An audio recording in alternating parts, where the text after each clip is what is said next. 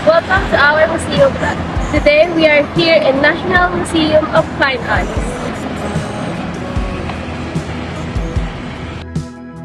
Makikita ito sa Padre Burgos Avenue, Ermita, Manila. I'm hired as M.Casareno, the directors and also part of the videographers and the editors. Hi, my name is Veronica Buenconsejo, one of videographers and editor. I am Gab.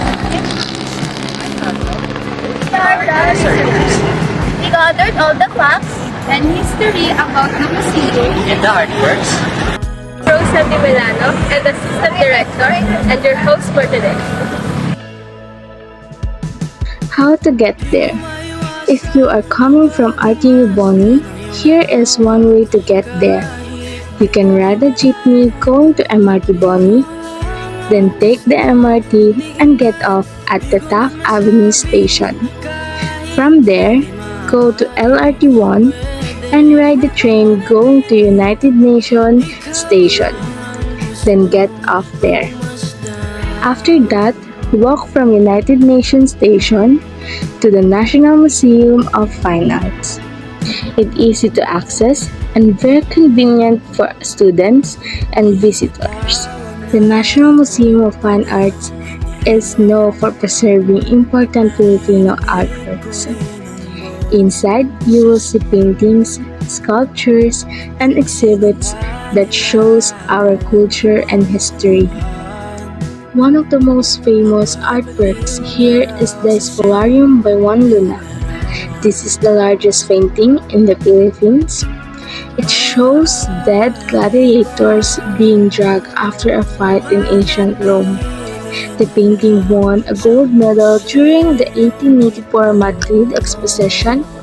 It also represents the suffering of Filipinos during colonial times.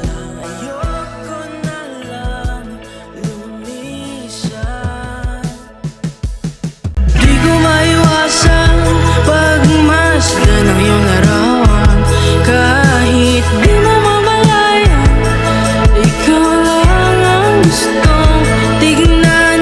Di ko man masabi, kahit na di maaari, pwede ba ko manatili? Ikaw lang ang gustong pagmasdan.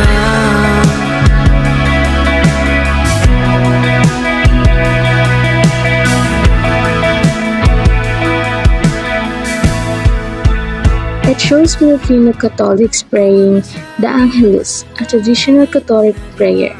The painting shows faith, peace, and Filipino culture. AMORSOLO used warm light and simple rural light scene, which become his famous style. It painted on 1959. SPOLIARIUM by Juan Luna shows pain, suffering, and struggles of Filipinos during Spanish rule. ORACION shows hope, faith, peace, and Filipino traditions. Both paintings help and show Filipino identity, culture, and history in different ways.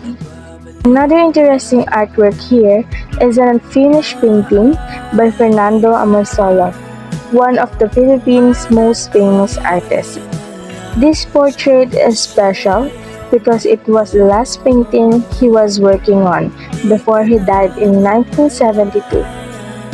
The woman in the painting was a mystery for many years until the museum confirmed her identity. She is Florencia, Nena, SINGSON, GONZALEZ-BELO, the mother of Director&Videographer&Editor. Amorsolo didn't get to finish the portrait before he passed away, so you can still see the blank part of the canvas below her neck.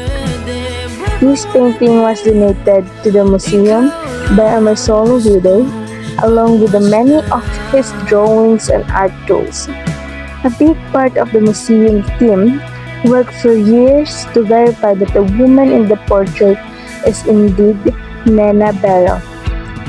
Seeing this unfinished work gave us a real glimpse into the last creative moment of a national artist. And that's why this unfinished artwork is so interesting. It's not just old, but also very meaningful. Visiting this museum helped us understand our history better. The artwork are not just by painting. They tell stories about our culture, struggles, and identity. As students, this experience helped us appreciate Filipino artworks. It also reminds us of the sacrifice and achievements of our heroes and fellow Filipinos. Every painting and sculpture reflects emotions, traditions, and important events from the past. Through these artworks, we learn how art can inspire people and preserve our nation identity. What is your favorite painting so far and why? My favorite painting is Oil painting by Fernando Amorsolo because it shows history and it makes me feel proud as a Filipino. What can you say about your experience? My experience is very good. I learned many things about history and art. I want to visit them. Is this your first time visiting the museum? Yes, it's my first time. How do you feel? I feel happy and amazed, and the paintings are very big and beautiful, and seeing them in person makes me feel special, and I really like it. Thank you for sharing your experience here. That's really impressive and very interesting. Museum shows art that inspire people. Museum help us to understand Filipino culture. Museum teach us our history clearly. Museum connects us to our past. Museum keep knowledge safe for everyone. This is the end of our museum vlog. I hope you learned something new about Filipino art and history. Thank you for watching and don't forget to visit the National Museum of Fine Arts. Di ko maiwasan pagmasdan ng iyong nararamdaman.